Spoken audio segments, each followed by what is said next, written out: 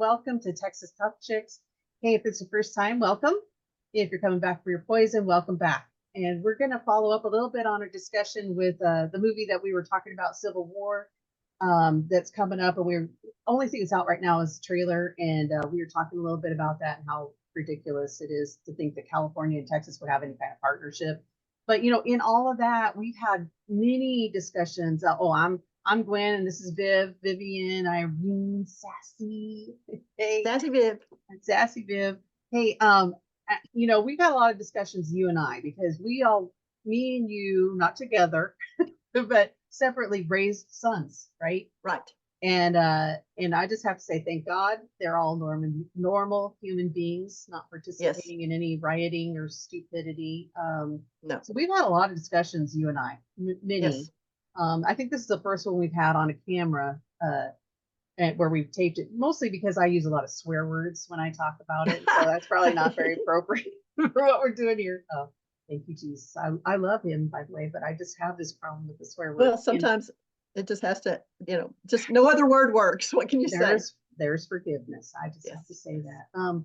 So anyway, we've raised our sons. They're healthy human beings, and it just drives me out of my ever loving mind that our kids, and I say kids, I mean young adults, right, just seem to have no brain cells. And I'm afraid with a movie like this that they're going to lose more of their brain cells and be brainwashed because of the propaganda that might come potentially from this movie. Hopefully not, but we've had a lot of discussions about this. So right. one thing I did want to discuss a little bit is I think that kind of all that we're seeing with our kids, I need to get away from saying kids, our young adults.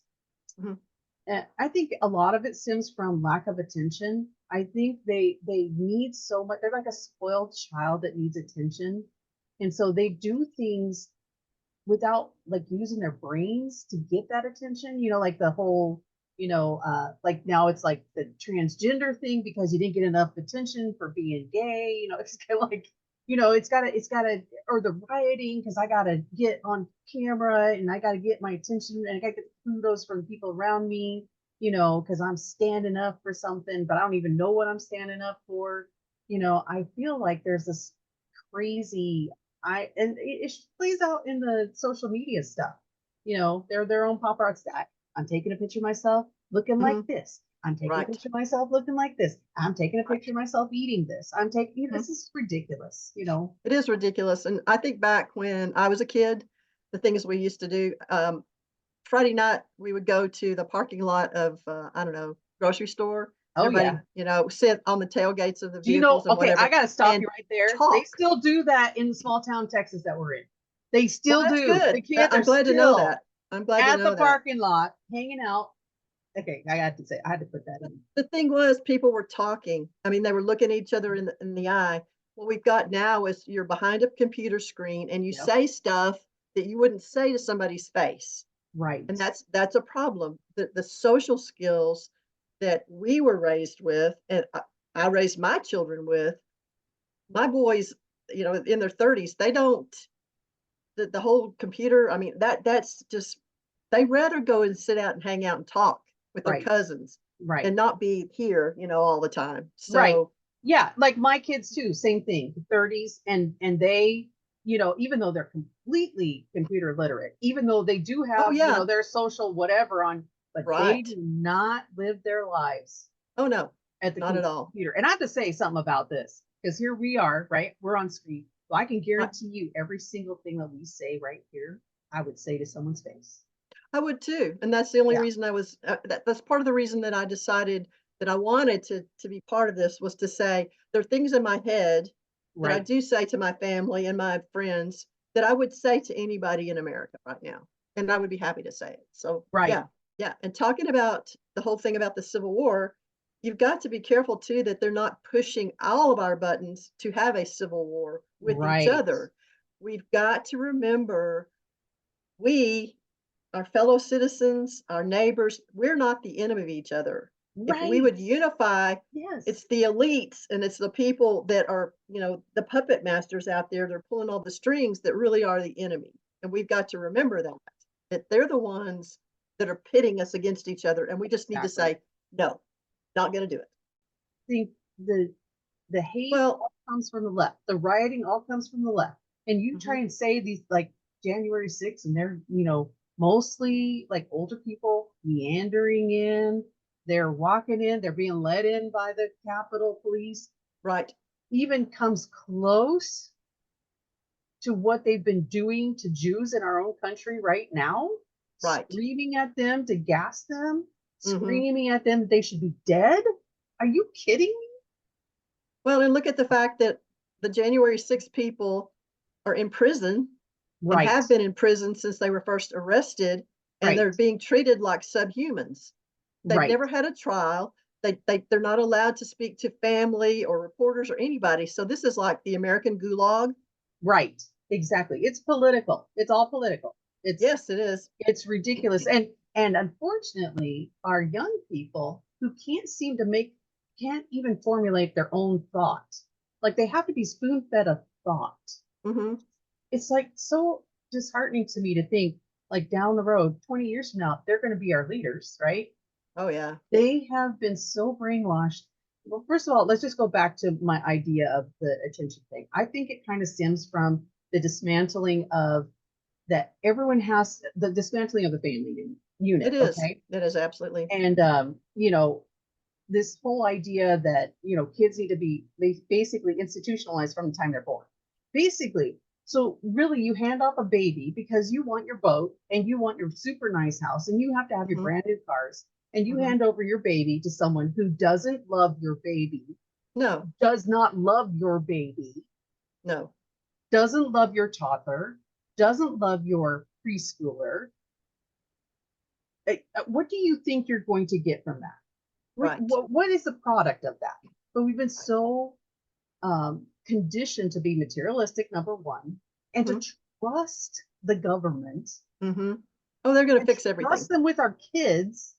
And I have relatives that are teachers, and they're telling me they can't even teach middle school right now because the kids are so filthy with the way they talk. They're so filthy in being overly sexualized that Yeah. they can't even teach them. I have a good friend who was teaching and he quit. He said because the only thing he could do was send the child to the principal, and the principal would just turn around and send the child right back to him. And he said, I'm done with this. He goes, nobody backs me up.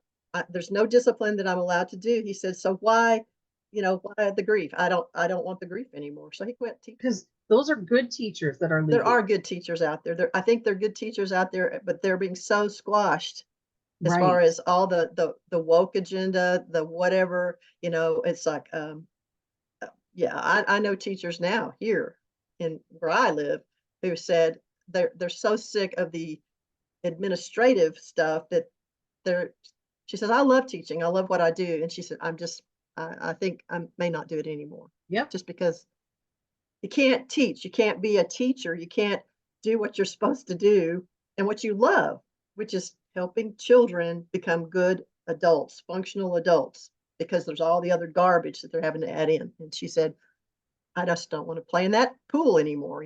So, Right. And part of it too is that the teachers now that are entering into teaching are from the generation that were handed off, institutionalized from the beginning. And yes, now what they think is important to teach our kids is their religion, right, their ideas of morals, their ideas and values. That right. is not what you send your child to school to learn. Where do they Nope, get their morals and values from? They get them from the family.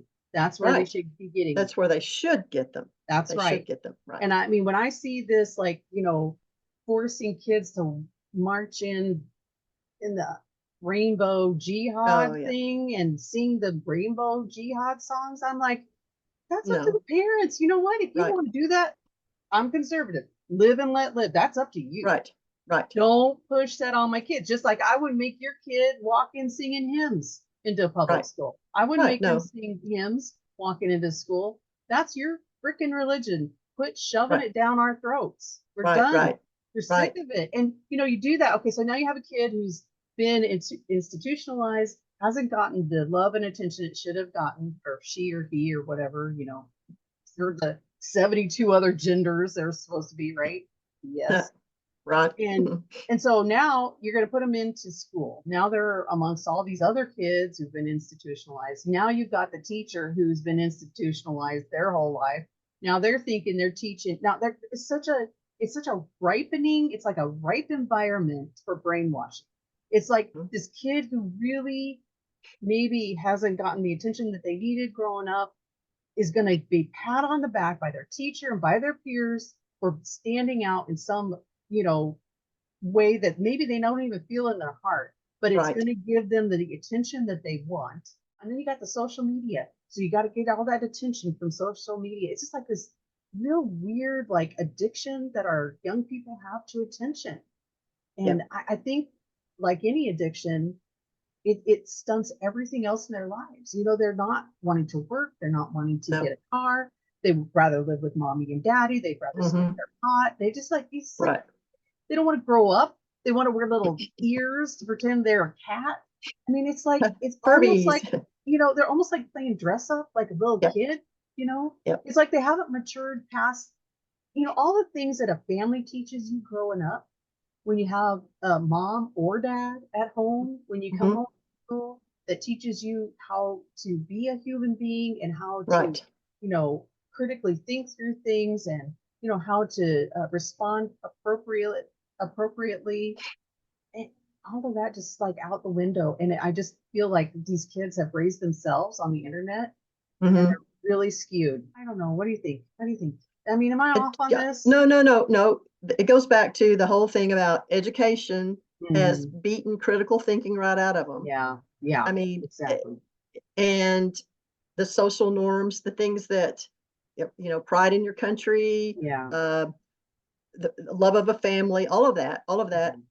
But it's by design. I mean, all of it's by design because if you have all these people out there who are so totally confused that they can't even tell if they're male or female, how easy is it to just they're just like easy pickings for somebody who wants to just come and destroy Exactly. the society. So It makes it's them all part of the vulnerable. game. It's all Yeah. part of the game. And trust me, hey, listen, I had a working mom. So it's not like I'm coming from this, like, you know, Oh, but I this is did the too. difference. This is the difference. My mom did everything she could to make sure that I was well taken care of and that she was there if she could be. Like Right. she took jobs that would get her home for me, you know. I mean, she did whatever she could to make that happen, and I knew it. And she made sure that she put in the extra effort to make sure that I didn't, you know, go down some really bad dark paths and God to, you know, help Well, that here because I was and going down here's the them. thing too with school.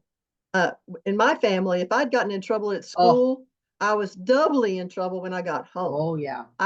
Never got in trouble at school. I just Nope, didn't me because neither. dad's paddle was pretty, you Yeah. know, Oh, yeah. I mean, once we took out corporal punishment, and you know, yeah. I don't care where you stand on that. It was like the parents went, "Okay, I don't have to do anything now. I don't have to do any discipline." You know, Mm-mm. it's like, no, you still then you have to make double effort. But look at here we are, less than 100 years into this, where people Mhm. have just decided, okay, I'm not going to discipline at all. I'm not going to do any discipline, zero. And then look at what our kids are like. Look at what our young adults are like. It And is the that's what product. it is. And people don't realize is that if discipline is love. My mother and father always was like, I want my children to be behaved so that other people will love them as much as I do. Right. And so when we were in a restaurant or something, my mother always said, I don't want, I don't want anybody to say, oh my God, here she comes with her 5 kids, kind of Right. thing. We Exactly. no, because we were good and behaved and we weren't beaten. I mean, we were just we had respect. Let's put it that way. We had Right. respect for our parents, what they said.